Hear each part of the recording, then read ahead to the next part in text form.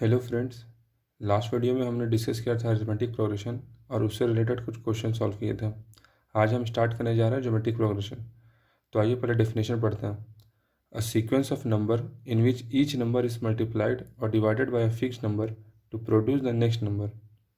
The fixed number is called constant ratio and denoted by small r. यहाँ पे मैंने एक जीपी का सीक्वेंस लिखा हुआ। ये सीक्वेंस जीपी में इसलिए है क्योंकि अगर फर्स्ट टर्म को स्मॉल आर से हम मल्टीप्लाई करें तो हमारा यहाँ सेकेंड टर्म आया है, और सेकेंड टर्म में अगर स्मॉल आर मल्टीप्लाई करेंगे तो हमारा थर्ड टर्म आया है, और अगर थर्ड टर्म में हम लोग स्मॉल आर मल्टीप्लाई करें तो हमारा फोर्थ टर्म आया है। तो डेफिनेशन में जैसे हमने पढ़ा था कि if each number is multiplied और divided by a fixed number to produce the next number. अब ये जो फर्स्ट टर्म है इसे हम लोग ए से डिनोट करते हैं, और जो कॉमन रेशियो है उसको हम लोग स्मॉल आर से डिनोट करते हैं। अब आते हैं हम nth टर्म की तरफ। अगर nth टर्म निकालना हो तो nth टर्म निकालने का फॉर्मूला हमारे पास आता है t n is equals to a into r power n minus one. Sum of nth term, तो सम ऑफ n टर्म्स निकालने का फॉर्मूला हमारे पास आता है a into under bracket r का power n minus one by r minus one. ये हम लोग तब यूज़ करेंगे जब हमारा r ग्रेटर देन वन होगा, और अगर r हमारा लेस देन वन हुआ तो हम लोग यूज़ करेंगे formula a into one minus r का power n by one minus r. Sum of n terms के बाद एक स्पेशल केस है सम ऑफ इन्फानाइट टर्म्स। ये इन्फानाइट टर्म्स वाला केस तभी वैलिड होगा जब हमारा mod r less than one होगा। अब जिनको मॉड का मतलब नहीं पता उनको बता देते हैं कि मॉड का मतलब होता है कि सिर्फ पॉजिटिव वैल्यू वो देगा। अगर माइनस वन बाई टू में हम मॉड अप्लाई कर देते हैं तो जो वैल्यू आएगा वो हमारा प्लस वन बाई टू आएगा। अब अगर n का वैल्यू हमारा इन्फिनिटी को टेंड कर रहा है तो r का पावर n अगर करे तो वो हमारा ज़ीरो को टेंड करेगा। ज़ीरो को कैसे टेंड करेगा एग्जाम्पल से आपको समझाते हैं। अगर हम सपोज कर ले कि r का वैल्यू हमारा वन बाई टू है, तो वन बाई टू का power n, one by two का पावर n को हम लोग लिख सकते हैं one by two into one by two into one by two into one by two into one by two up to n times. तो one by two into one by two one by four, one by four into one by two one by eight, one by eight into one by two one by sixteen, और one by sixteen into one by two one by thirty two. तो ये value हमारा धीरे धीरे धीरे धीरे कम होते जा रहा है। तो हम ले मान सकते हैं कि हमारा लास्ट में जब n टाइम्स तक मल्टीप्लाई हो जाएगा तो हमारा ये वैल्यू ज़ीरो को टेंड कर जाएगा। तो अगर r का वैल्यू n हमारा ज़ीरो को टेंड कर रहा है तो r का पावर n का वैल्यू अगर हम लोग ये सम ऑफ n टर्म्स के फार्मूला में डाल दें तो सम ऑफ इन्फिनिटी का फार्मूला हमारे पास आ जाएगा sum of infinity equals a into zero minus one by r minus one, that will be equals to a by one minus r.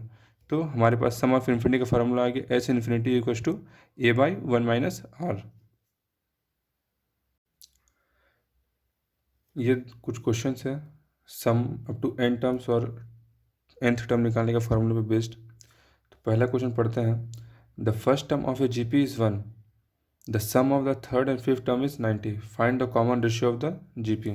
तो हमारे पास गिवन है first term means a is equals to one, और t3 plus t5 is equals to 90, और हमें निकालना है r। t3 का मतलब हो गया a into r square plus t5 का मतलब a इंटू आर का power four, that is equals to 90। a का वैल्यू वन है तो हमारे पास आ जाएगा इक्वेशन r का power four plus r square is equals to 90। इस इक्वेशन को सॉल्व करने के बाद हमारे पास आएगा r square equals to nine और r equals to plus minus three. Therefore required answer हमारे पास आ गया r equals to plus minus three. अब ये दूसरा question. The fourth, seventh and last terms of a GP are 10, 80 and 2560 respectively. Find the first term and the number of terms in GP. तो हमारे पास गिवन है। Question में कभी भी सॉल्व करने से पहले हमेशा हम लोग को गिवन लिखना चाहिए। तो given T4 equals to 10, T7 is equals to 80 and Tn is equals to 2560। T4 का मतलब हो गया a r cube equals to 10, T7 का मतलब हो गया ए आर का पावर सिक्स इक्वल्स 80, और Tn का मतलब हो गया a into r power n minus one equal to 2560। ये हमारे पास आ गया इक्वेशन 1, इक्वेशन 2 एंड इक्वेशन 3। अब इक्वेशन 2 डिवाइडेड बाय इक्वेशन 1, तो आ गया हमारे पास a r power 6 by a r cube equals to 80/10। 0 0 cancel हो जाएगा, ए कैंसिल, आर क्यूब से R6 3 बार में कैंसिल हो गया, तो हमारे पास आता है r cube is equals to 8 और आर इज इक्वल्स टू 2। अभी आर इज इक्वल्स टू 2 का वैल्यू हम 1 या 2 दोनों में से किसी भी इक्वेशन पर डाल देंगे, तो हमारे पास आ जाएगा a into 2⁻³ equals 10। Therefore a is equals to 10/8। a का वैल्यू हमारे पास आ गया 10/8। अब हमें निकालना है number of terms in GP, तो अब इक्वेशन 3 का यूज़ करेंगे। a into r power n minus one equal to 2560। इस इक्वेशन में हम लोग a और r का वैल्यू सब्स्टिट्यूट कर देंगे, तो सब्स्टिट्यूट करने के बाद हमारे पास आएगा 10/8 into 2⁻n minus one is equals to 2560। 0 से 0 कैंसिल हो जाएगा, 2⁻n माइनस वन इक्वल 256 को हम लोग लिख सकते हैं 2⁸ और 8 को हम लोग लिख सकते हैं 2⁻3। तो ये 2⁸ और 2⁻3 दोनों ऐड होकर हो जाएगा हमारे पास 2⁻11। तो 2⁻n minus one is equal to 2⁻11। अब जब बेस सेम है तो पावर हमारा भी सेम होना चाहिए, तो n माइनस वन इक्वल्स 11 और n is equals to 12। Therefore a हमारे पास आ गया 10/8 और नंबर ऑफ टर्म्स हमारे पास आता है 12।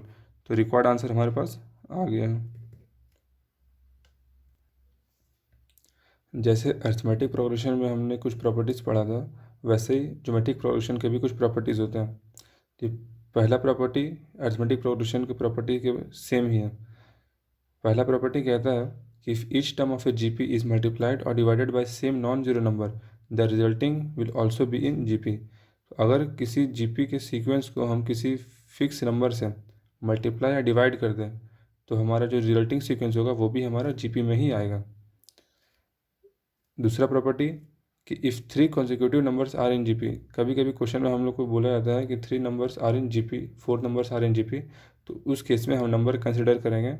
अगर 3 नंबर वाला केस होगा तो हम लोग नंबर कंसिडर करेंगे a/r, a और ar, और 4 नंबर वाला केस होगा तो हम नंबर कंसिडर करेंगे a/r³, a/r, ar और ar³।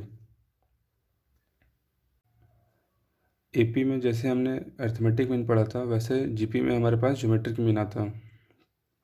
आइए देखते हैं ज्योमेट्रिक मीन क्या होता है। Let a and b be two numbers such that if n numbers g1, g2, g3 up to gn are inserted between a and b, then resulting sequence a, g1, g2, g3 up to gn and b is in gp, then the numbers g1, g2, g3 and gn are known as n gns between a and b। तो यहाँ पे इतना ही बोला जा रहा है कि अगर हम मान लेते हैं कि ए और बी दो नंबर है और ये ए और बी के नंबर हम एन नंबर्स इंसर्ट कर रहे हैं, और एन नंबर्स हमारा क्या है g1, g2, g3 up to gn, और इंसर्ट करने के बाद अगर हमारा ये जो सीक्वेंस है ए से लेकर बी तक, अगर ये सीक्वेंस हमारा जीपी में आता है तो g1, g2, g3 up to gn को हम लोग बोलेंगे gms between a and b. अब अगर मान लेते हैं कि r हमारा कॉमन रेशियो है इस जीपी का, तो नंबर ऑफ टर्म्स हमारे पास हो जाएगा n+2। n+2 कैसे, ये n gms हैं और दो नंबर a और b, तो n+2, तो हमारा टोटल नंबर हो जाएगा n+2। nth टर्म निकालने का फार्मूला हमारे पास होता है a into r power n-1, तो tn+2 का फार्मूला हो जाएगा हमारे पास a into r power n+1। Simply हम लोग n की जगह पे n+2 डाल दिया। अब जो tn+2 हुआ यही हमारा लास्ट टर्म है, और लास्ट टर्म हमारे पास क्या है b, तो b is equals to a into r power n+1, तो r हमारे पास आ जाएगा b/a होल पावर 1/n+1। अब हमारे पास जब r आ गया है तो हम g1 निकाल सकते हैं, g2 निकाल सकते हैं। g1 हमारा सेकेंड टर्म है, तो सेकेंड टर्म का फार्मूला हो जाएगा a इंटू आर, तो a इंटू आर के वैल्यू यहाँ से सब्स्टिट्यूट कर देंगे तो b/a into 1/n+1। Same way g2 हमारे पास हो जाएगा a into r square, a into r के वैल्यू यहाँ से हम लोग डाल देंगे तो हमारे पास आ जाएगा a into b by a 2/n+1। इससे पहले जो जीएम हमने पढ़ा वो हमारा n नंबर्स के लिए था। अगर 3 नंबर के लिए बात किया जाए तो अगर ए बी सी जीपी में है तो बी को हम बोलेंगे GM between a and b, और अगर बी हमारा जीएम है तो जीएम के कंडीशन से b square equals to a c हो जाएगा, या b is equals to root under a c. इसको हम लोग ऐसे भी समझ सकते हैं कि अगर ए बी सी हमारा जीपी में है तो कॉमन रेशियो जो होगा इन तीनों के का वो सेम होगा, तो b by a will be equals to c by b. ये क्रॉस मल्टीप्लाई कर देंगे तो हमारे पास आ जाएगा b square equals to a c. अब ये नोट पॉइंट, नोट में लिखा हुआ है if a and b are two numbers of opposite signs then geometric mean between them does not exist.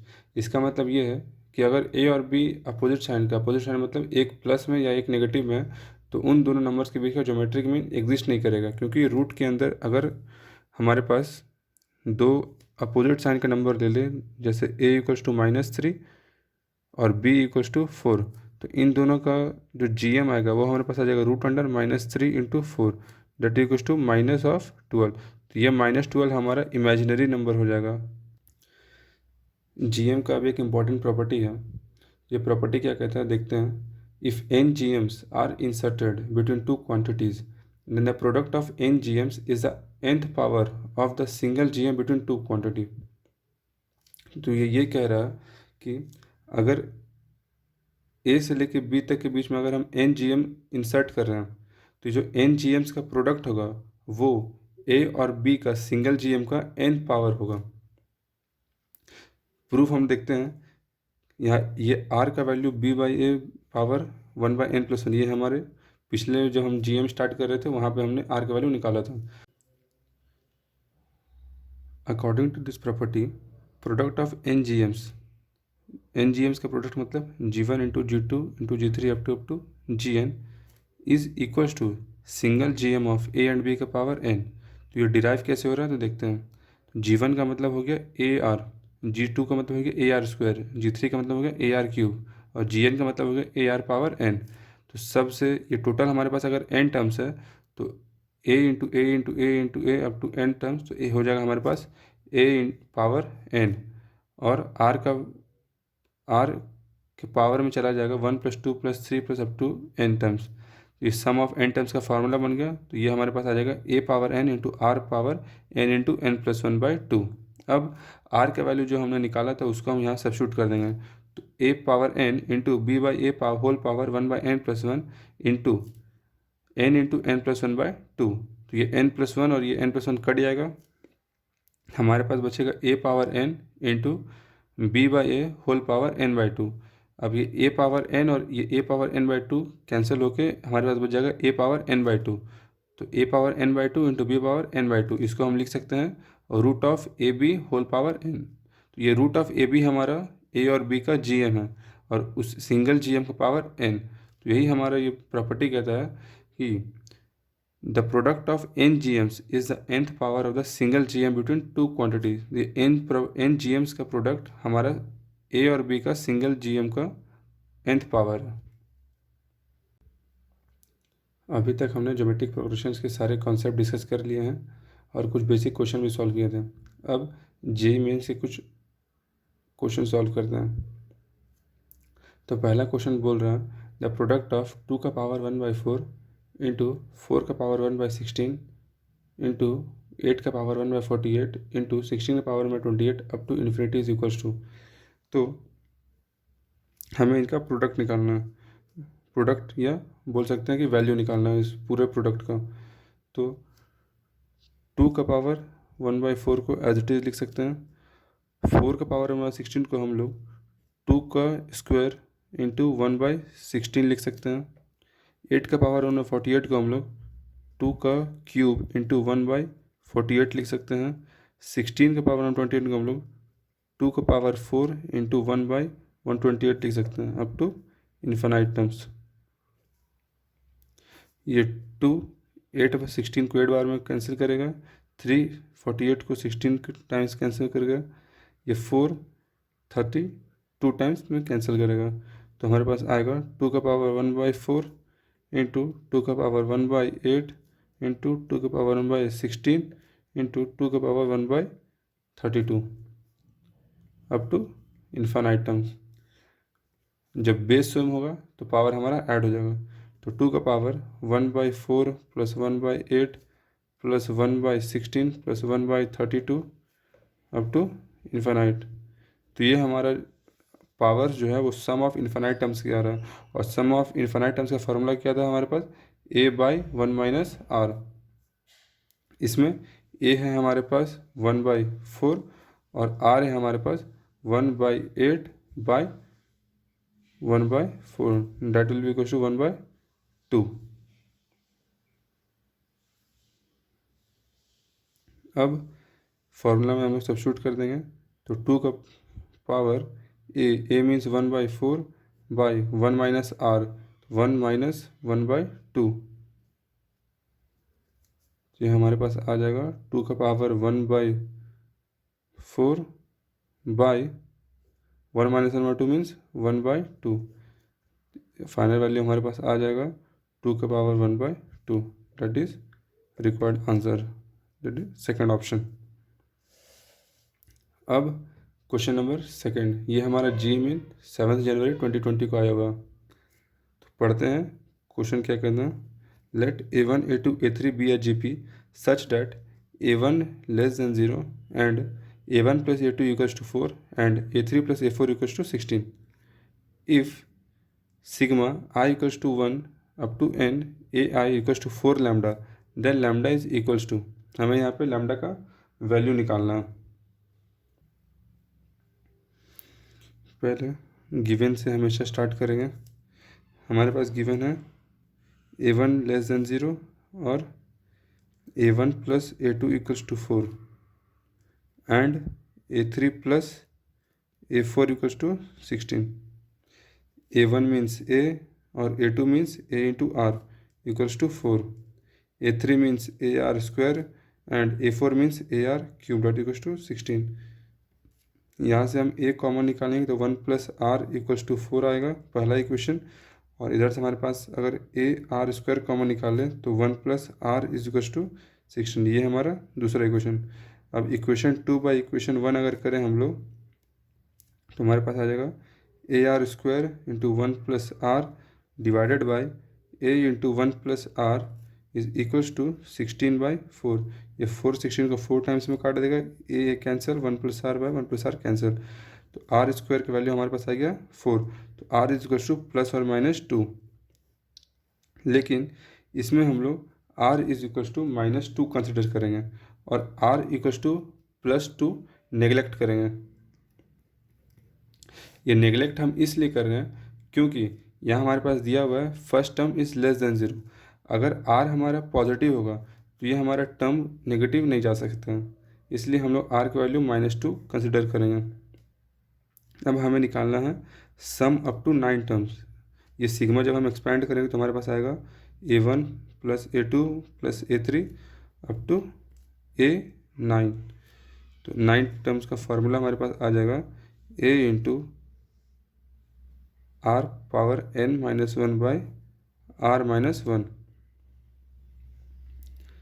अब अगर आपने ध्यान दिया होगा तो ये हमने जो फार्मूला लिखा है ये गलत है। ये इसलिए गलत है क्योंकि ये फार्मूला हम तब यूज़ करते हैं जब r हमारा 1 से बड़ा हो, लेकिन यहाँ पे r हमारा 1 से छोटा है। तो हम फार्मूला यूज़ करेंगे a into 1 minus r power n by 1 minus r। जब r हमारे पास -2 आ गया है तो हम a का वैल्यू भी निकाल लेंगे।